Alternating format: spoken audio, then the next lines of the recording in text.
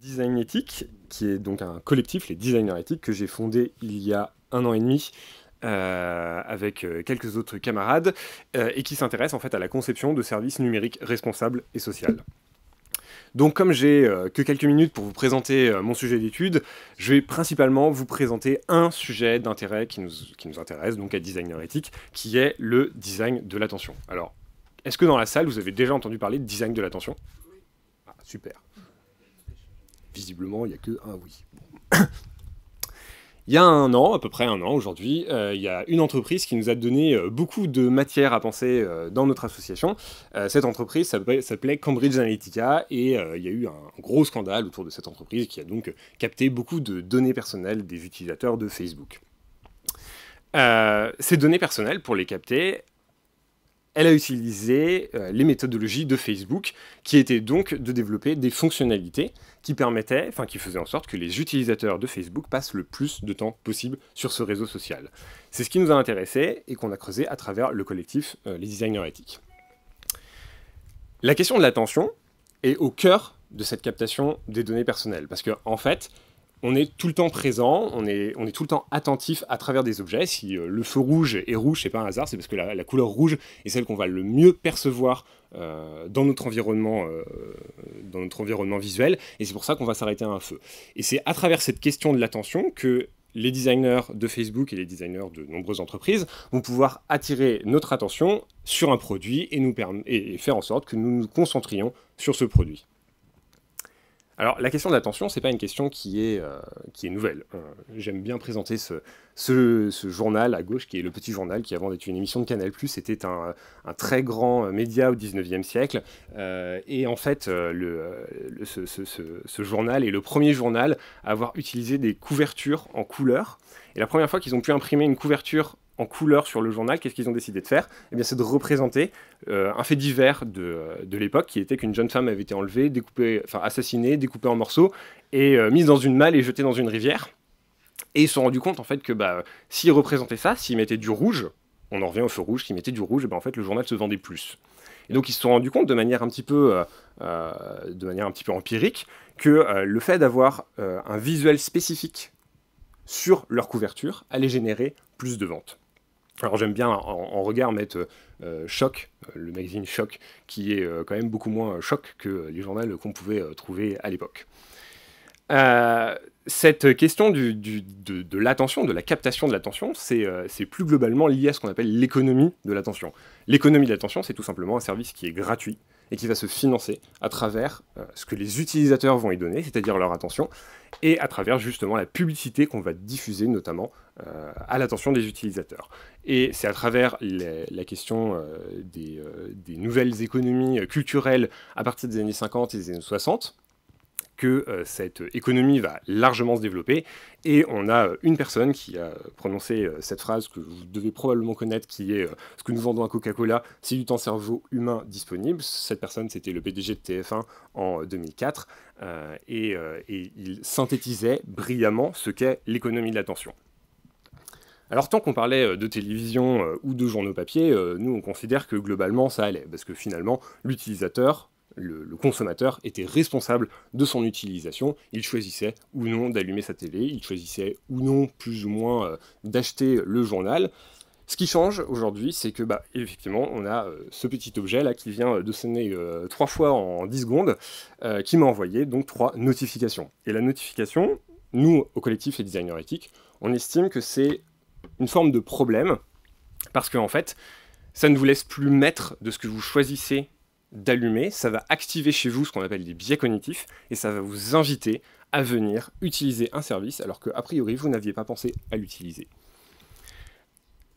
C'est très intéressant parce que en fait ce système est totalement conscientisé de la part des entreprises qui se sont bâties là-dessus, et principalement des GAFAM, et on aime bien citer au collectif cette phrase qui est tirée d'un site web qui est celui du laboratoire de captologie de l'université de Stanford. Alors ce qui est très intéressant avec cette phrase, c'est qu'elle met en avant l'idée qu'on va créer un monde meilleur en créant des expériences qui sont persuasives, autrement dit qui sont attractives, on traduit comme ça, et que finalement on va pouvoir augmenter l'expérience de l'utilisateur en le rendant plus addictif. Ce laboratoire de captologie de l'université de Stanford, la plupart des grandes personnalités des GAFA y sont passés. Ils sont passés aussi dans le bureau d'un monsieur qui s'appelait Nir Eyal, dont vous avez peut-être entendu parler. En avez-vous entendu parler? Non, ok. Oui. Alors Nir Eyal, il a écrit un ouvrage qui s'appelle Hooked, donc capté, enfin manipulé. Et dans cet ouvrage, il a développé une méthodologie, enfin, il a théorisé plutôt une méthodologie qui est la suivante de Hook. Et cette méthode, en fait, c'est comment capter l'attention d'un utilisateur. Et donc, en fait, il le divise en 4 étapes, qui est trigger, donc en fait, envoyer un signal, typiquement une notification. Action, donc l'utilisateur va effectuer une action, autrement dit, il va cliquer sur la notification, il va le rentrer, je reprends l'exemple de Facebook, il va rentrer dans Facebook. Il va recevoir une récompense variable, et la variable est très importante. Par exemple, j'ai un nouvel ami, mais ça peut être j'ai un nouveau commentaire, mais ça peut aussi être juste Facebook qui vous dit que vous pourriez publier quelque chose sur Facebook. Et donc, en fait, c'est au niveau de cette variable d'investissement que tout se joue, et je vais y revenir. Et puis finalement, le service attend un investissement de la part de l'utilisateur, c'est par exemple répondre aux commentaires qu'on vous a adressés, ce qui va régénérer une nouvelle notification pour un autre utilisateur, générer une nouvelle action de celui-ci, et on rentre dans une boucle qui est finalement une boucle addictive. C'est un système qui est très intéressant parce qu'en fait c'est un système qui est né d'une expérience qu'un scientifique a fait avec des rats, qu'il a mis dans une petite boîte, il leur a mis un petit bouton, et puis quand le rat appuyait sur le bouton, il gagnait de la nourriture. Et donc si le rat réappuyait sur le bouton, il regagnait de la nourriture, et ainsi de suite, et ainsi de suite. Et on s'est vite rendu compte que quand le rat n'avait plus faim, en fait il appuyait plus sur le bouton, parce que c'était, voilà, ça n'avait plus d'intérêt pour lui. Alors le scientifique a modifié la petite boîte, et il a fait en sorte que quand le rat appuie sur le bouton, la récompense, autrement dit le gain de nourriture, est aléatoire. Quand il appuie, il gagne, des fois quand il appuie pas, il gagne pas. Et à partir de ce moment-là, en fait, le rat débloque complètement, et il se met à appuyer frénétiquement sur le bouton pour avoir tout le temps de la nourriture. Et en fait, on a pu modifier cette expérience et la mettre en application dans des cas très très concrets, et qui là sont beaucoup plus problématiques, et qui sont en fait tout simplement les machines de casino, les machines à sous des casinos. S'il y a des personnes qui deviennent addictes aux machines à sous des casinos, c'est parce que justement cette récompense est aléatoire. Lorsque vous tirez, des fois vous gagnez, lorsque vous tirez, des fois vous gagnez pas. Et bien en fait, c'est exactement sur ce système qui est basé de Hook et qui est basé le design de l'attention. Et donc nous on estime à Designer Ethic qu'il y a profondément un problème parce qu'en fait les utilisateurs ne sont pas conscients qu'ils sont sujets à de la manipulation que nous on qualifie en fait de manipulation cognitive en fait. Alors pour vous donner quelques autres exemples de design de l'attention, et je pense qu'ensuite je m'arrêterai là, il y avait les notifications, donc ça j'en ai déjà parlé. Vous avez aussi le scroll infini. Le scroll infini, c'est tout simplement l'idée de dire que quand vous scrollez, vous avez toujours du contenu. En fait, cette fonctionnalité est du design de l'attention parce que fondamentalement, si vous aviez un scroll fini, quand vous arriveriez en bas de votre fil d'actualité, par exemple sur Twitter, vous vous diriez, c'est bon, j'ai vu tout le contenu, je suis à jour, je peux m'en aller. Sauf que ça, c'est pas du tout rentable dans une économie de l'attention, parce que quand vous faites ça, en fait, vous ne générez plus de visibilité sur de la publicité, et donc vous ne générez plus de revenus. Donc là encore, on est sur du design de l'attention. Vous avez aussi l'autoplay de Netflix. L'autoplay de Netflix qui est très intéressant, parce que l'entreprise Netflix n'est pas une entreprise qui est basée sur de l'économie de l'attention. Le service n'est pas gratuit. Pour autant, vous avez un engagement qui est sans durée limite de temps. Donc autrement dit, Netflix doit tous les mois vous justifier de pourquoi est-ce que vous gardez votre abonnement et vous ne le résiliez pas. Et donc le seul moyen de faire ça pour Netflix, c'est de vous faire consommer le plus de films possible, le plus de séries possible. Et donc l'autoplay de Netflix est une très brillante fonctionnalité de design de l'attention, parce qu'en fait, ça va jouer comme les autres fonctionnalités de design de l'attention sur un biais cognitif, autrement dit un raccourci que prend votre cerveau pour trouver des solutions à des situations. Et ce biais cognitif, c'est tout simplement la fainéantise. C'est-à-dire que vous avez la flemme de vous lever de votre canapé et de dire non, en fait, je vais arrêter de regarder une série et je vais me mettre à faire autre chose. Et c'est à tel point conscientisé chez Netflix que, je ne sais pas si vous avez remarqué, mais quand vous regardez une série qui est produite par Netflix, le temps de passage d'un épisode à un autre est de 5 secondes, et quand c'est pas une série qui est produite par Netflix, ce temps de passage est de 15 secondes. Et donc on voit bien qu'en fait, les designers de Netflix ont particulièrement bien compris l'importance de cette fonctionnalité dans la présence de l'utilisateur sur le service. Donc voilà. Nous, on estime à Designer Ethic que ces fonctionnalités sont particulièrement problématiques parce qu'en fait, elles remettent en cause la capacité, le libre arbitre finalement de l'utilisateur, du consommateur, qui en fait est beaucoup moins visible. Ces fonctionnalités sont beaucoup moins visibles que par exemple la question de la captation des données personnelles avec le RGPD, ce genre de choses. Tout à l'heure, on parlait des formulaires où on rentre des données personnelles. En fait, on s'en rend compte des données personnelles qu'on rentre. La question du design de l'attention, finalement, on ne la voit pas. Et donc, ça pose des gros problèmes à notre sens, éthique. Et donc pour finir, je voulais juste vous montrer une dernière phrase, qui était celle qui a été prononcée par un ancien de chez Google, alors un de ces fameux repentis, qui a dit sur son lit de mort, personne ne se dit j'aurais aimé passer plus de temps sur Facebook. Et en fait, finalement, je pense que ça résume tout ce que je viens de vous dire. Merci beaucoup.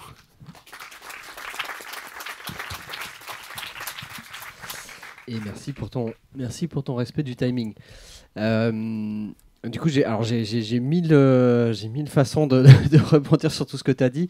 Je pense que peut-être pour qu'on soit un peu concret, repartir sur une note d'espoir, est-ce que tu peux nous donner une ou deux clés à l'oral sur... alors, je ne sais pas si c'est si ce serait le design de la distraction, mais voilà, comment on peut comment en tout cas on peut construire un design qui soit peut-être plus respectueux.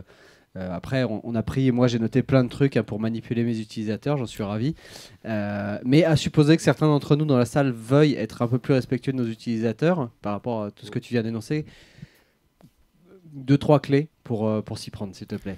Il y a un designer qui travaillait chez Google, qui a quitté Google, qui s'appelle Tristan Harris, vous en avez peut-être entendu parler, qui a monté un think tank, on pourrait dire, qui s'appelle Time Well Spent, et qui a fait un gros lobbying auprès des principaux GAFA, et qui a finalement obtenu ce qu'il cherchait à avoir, et que vous avez normalement vu apparaître sur vos téléphones il y a quelques semaines, notamment si vous avez un iPhone, qui a une application qui vous dit combien de temps vous avez passé sur votre téléphone.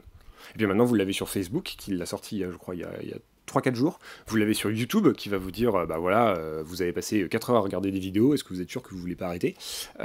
Donc ça, c'est une première clé d'entrée qui est de dire, finalement, le temps passé, c'est déjà un bon indicateur sur, globalement, la captation de l'attention de l'utilisateur.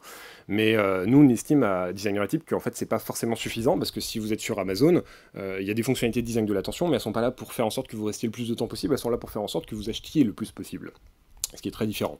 Donc fondamentalement, nous, ce qu'on préconise, c'est de la même manière qu'on va expliquer à un utilisateur pourquoi on lui demande des données personnelles, ce qui maintenant en plus est inscrit dans la loi, on préconise en fait lui dire tout simplement pourquoi on te demande de faire telle action et à quel moment on va mettre en œuvre une fonctionnalité qui peut avoir un usage de biais cognitif et finalement dériver vers du design de l'attention.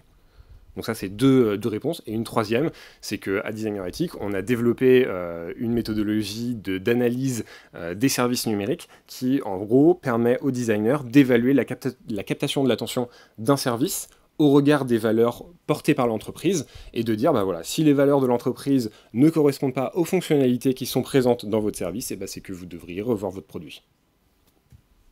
C'est hyper intéressant de conclure là-dessus, parce qu'on a tous ces problèmes de schizophrénie de lancer un service qui est finalement pas forcément aligné avec les valeurs qu'on essaye de vivre en interne. Moi, j'ajouterai un tout petit conseil à titre personnel. Ce qu'on essaie de pratiquer le plus possible chez Verpexion, c'est no notification. Donc, on tue un des premiers éléments d'intégration d'une nouvelle personne dans l'équipe, c'est de lui dire tu vas virer toutes tes notifications, desktop, mobile, etc. Au début, ça fait très mal au crâne. Et puis je pense qu'une grosse partie de l'équipe y est passée. J'espère que si dans la salle, dans l'équipe, il y a encore une ou deux personnes qui ont des notifs, grâce à Karl, on va finir par les convaincre de les enlever définitivement. Mais c'est, en tout cas, à titre personnel, moi, c'est un vrai conseil que je peux vous donner. Ça vous redonne de la concentration au-delà de la considération éthique. Je pense qu'on a le temps, si vous le souhaitez, pour 2 questions de Geneviève. Et très bien. Je te passerai le micro après. Non, aucun souci. Du coup, si vous enlevez les notifications et les push et tout ça, juste qui a priori pour la plupart des gens ici est un levier non négligeable de croissance d'audience, qui a priori est un des objectifs d'à peu près tout le monde ici aussi. C'est quoi votre proposition de repli? C'est quoi votre alternative pour générer cette même audience qu'on n'aurait plus si on faisait plus de push et plus de notifications? Merci. Alors, oui, je pense que la question elle est un peu double. Je vais te laisser répondre, Karl, tu seras plus malin que moi, mais juste pour la question de l'interne, moi je demande pas aux gens d'enlever leurs notifications Facebook. De la même manière, je les empêche pas, j'empêche pas mon équipe de se connecter sur Facebook. C'est pas la question pour moi en fait. Ce que je dis, c'est que dans les outils que nous utilisons, qui sont des gestionnaires de to-do, des outils de collaboration, donc on utilise un concurrent de Slack qui s'appelle Twist par exemple. La notification n'apporte rien au contraire, elle est destructrice de productivité. Donc, c'est pas une question d'audience dont je vais parler, c'est une question de qualité de travail à titre personnel et pour l'entreprise que je dirige. Voilà. Donc ça, c'est pour l'interne. Après, Karl, je te laisse répondre sur la partie audience. C'est une question qui est extrêmement compliquée et qui est extrêmement concrète, et je vous remercie de la poser. Je ne vais pas vous mentir, en fait, j'ai pas de réponse à comment est-ce que vous pouvez maximiser de l'audience sans faire appel à ces méthodologies de captation de l'attention. Par contre, ce que je peux vous dire, c'est qu'aujourd'hui, nous, on voit qu'il y a vraiment un intérêt, alors une curiosité des entreprises, je dirais, plus qu'un intérêt, une curiosité des entreprises. La preuve, c'est que vous m'avez invité aujourd'hui. La preuve, c'est que Accence m'a invité ce soir à faire exactement la même présentation, et que globalement, toutes les semaines, il y a des entreprises qui m'invitent à venir faire ce type de présentation.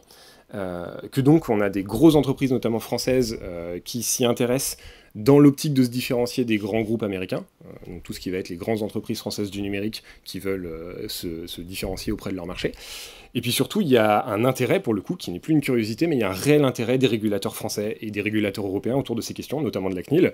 Et moi, ce que je conseille aux entreprises, c'est en fait, n'attendez pas que ça devienne des lois, prenez de l'avance. Faites pas comme le RGPD, en fait.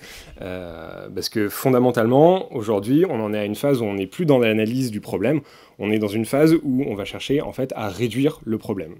La CNIL, justement, va sortir un cahier, qui sont les fameux cahiers qui sont en amont des réglementations que préconise la CNIL, sur la question de l'attention en janvier.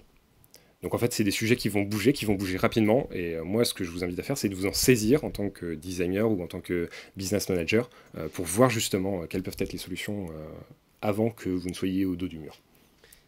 Et juste pour compléter, très brièvement, parce que je ne suis pas spécialiste sur le sujet, il y a énormément de travaux qui sont faits, notamment chez Orange, sur la personnalisation et l'hyper-targeting en fait, des campagnes de notifs.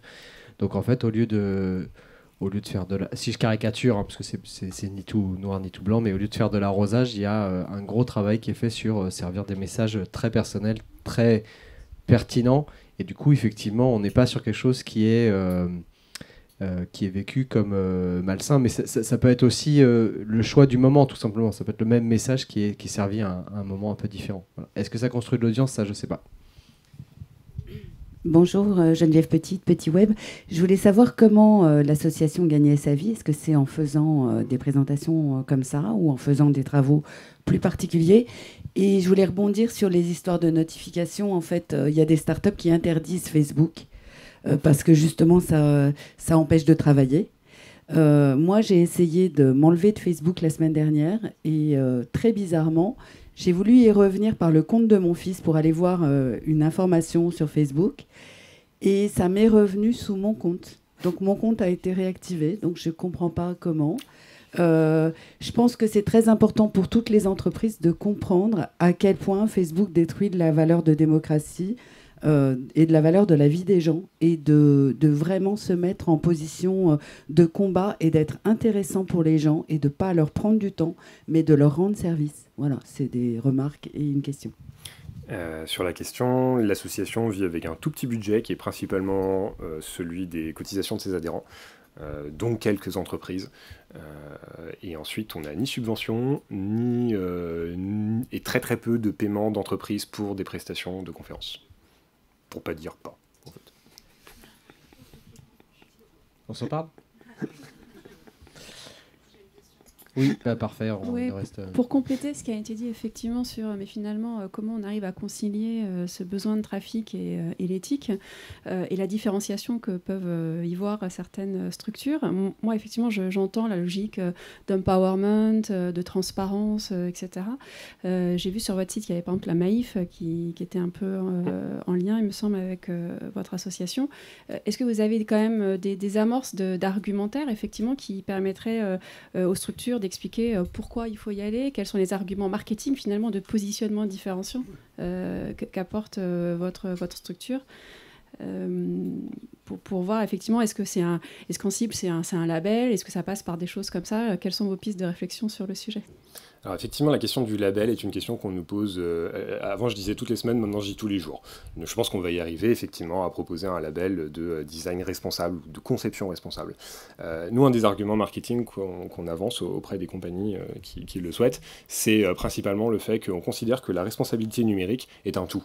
Et que donc en fait la question du design de l'attention est totalement reliée à la question de la captation des données personnelles, parce qu'en fait le design de l'attention n'est utilisé a priori quasiment que pour ça, que cette question de la captation des données personnelles, elle entraîne une augmentation de la quantité de données que vous allez stocker, donc une augmentation de la quantité de serveurs dont vous avez besoin, donc une augmentation de la quantité d'énergie dont vous avez besoin pour ce serveur, ce qui est mauvais pour l'environnement, donc on n'est pas dans de l'éco-conception, que tout ça, ça va être récupéré par des entreprises qui parfois sont pas très vertueuses, comme Cambridge Analytica, pour faire gagner des hommes politiques qui ne sont pas non plus forcément très vertueux pendant leur campagne électorale, et que tout ça, c'est un cercle qui finalement n'est pas très très positif, et que finalement, les utilisateurs finaux, et à travers votre remarque, on le voyait dans l'exemple de Facebook, ressentent bien ce problème à leur échelle d'utilisateur, et que finalement, en fait, l'argumentaire de l'entreprise, c'est juste de dire on va rentrer dans un cercle plus vertueux pour respecter l'utilisateur.